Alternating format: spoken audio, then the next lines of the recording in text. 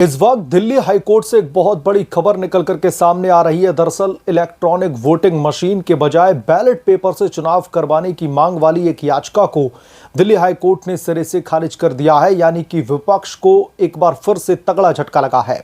जी हां, मुख्य न्यायाधीश देवेंद्र कुमार उपाध्याय और न्यायमूर्ति तुषार राव गैदेला की बेंच ने स्पष्ट शब्दों में कहा है कि सुप्रीम कोर्ट पहले ही इस मुद्दे पर फैसला अपना सुना चुका है और बैलेट पेपर पर वापसी की कोई भी गुंजाइश नहीं है।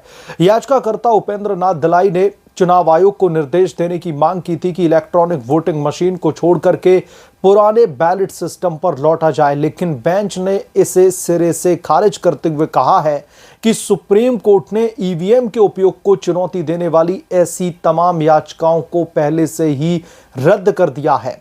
केंद्र सरकार की ओर से एएसजी चेतन शर्मा ने जोरदार तर्क दिए कि दलाई जैसे लोग बार बार बेबुनियाद आरोप लगा करके कोर्ट की प्रक्रिया का दुरुपयोग कर रहे हैं।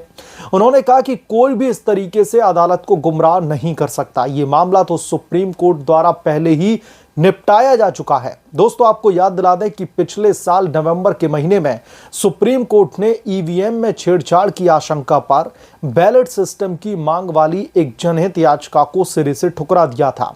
कोर्ट ने तब टिप्पणी की थी कि जब आप चुनाव हारते हैं तो ईवीएम पर छेड़छाड़ का आरोप लगाते हैं, लेकिन जीतने पर सब कुछ ठीक लगता है। और कांग्रेस पार्टी को उस समय सुप्रीम कोर्ट की तरफ से कहीं ना कहीं आड़े हाथों लिया गया था कि जहां जहां पर आप चुनाव जीत जाते हैं वहां सब कुछ चंगा सी, लेकिन जहां पर चुनाव हारते हैं तो ईवीएम पर ठीकरा फोड़ देते हैं।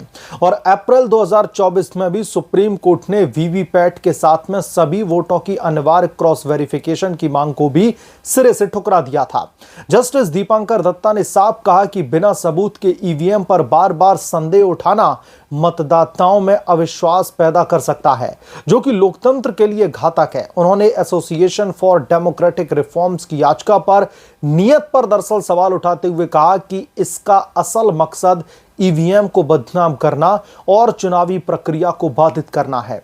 अब बात करें अगर विपक्षी दलों की, तो दोस्तों खास करके कांग्रेस पार्टी जैसी पार्टियों की ये लोग समय समय पर ईवीएम पर सवाल उठाते रहते हैं, लेकिन सिर्फ तब जब चुनाव में हार का सामना करना पड़ता है। चुनाव आयोग ने बार बार ईवीएम की सुरक्षा और पारदर्शिता पर सफाई दी है। वीवीपैट की शुरुआत से मतदाताओं को अपने वोटों की पुष्टि का मौका मिला है, लेकिन विपक्ष विशेष रूप से कांग्रेस पार्टी बिना किसी ठोस सबूत के ऐसे आरोप लगा करके सिर्फ और सिर्फ अपनी राजनीति चमकाना चाहते हैं, सिर्फ और सिर्फ राजनीतिक फायदा उठाने की कोशिश करते हैं, जो न केवल चुनाव प्रक्रिया को कमजोर करती है बल्कि जनता के विश्वास को भी ठेस पहुंचाती है। क्या यह सिर्फ हार की खिसियाहट नहीं है?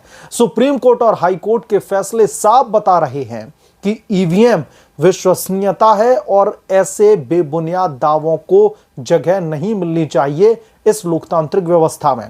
कुल मिलाकर के ये फैसले ईवीएम की मजबूती को और पुख्ता करते हैं और लोकतंत्र में पारदर्शिता को बढ़ावा देते हैं। चुनाव आयोग का कहना है कि ईवीएम सुरक्षित है और वीवीपैट से वोट की जांच संभव है। दोस्तों, आप लोग इस बारे में क्या सोचते हैं? आपकी क्या राय है? कमेंट में जरूर बताएं। चैनल को लाइक कर लें, शेयर करें इस वीडियो को जितना ज्यादा हो सके और चैनल को सब्सक्राइब करना बिल्कुल भी ना भूलें। जल्द मिलूंगा किसी दूसरे बड़े अपडेट के साथ में, किसी दूसरी रिपोर्ट के साथ में। तब तक के लिए धन्यवाद।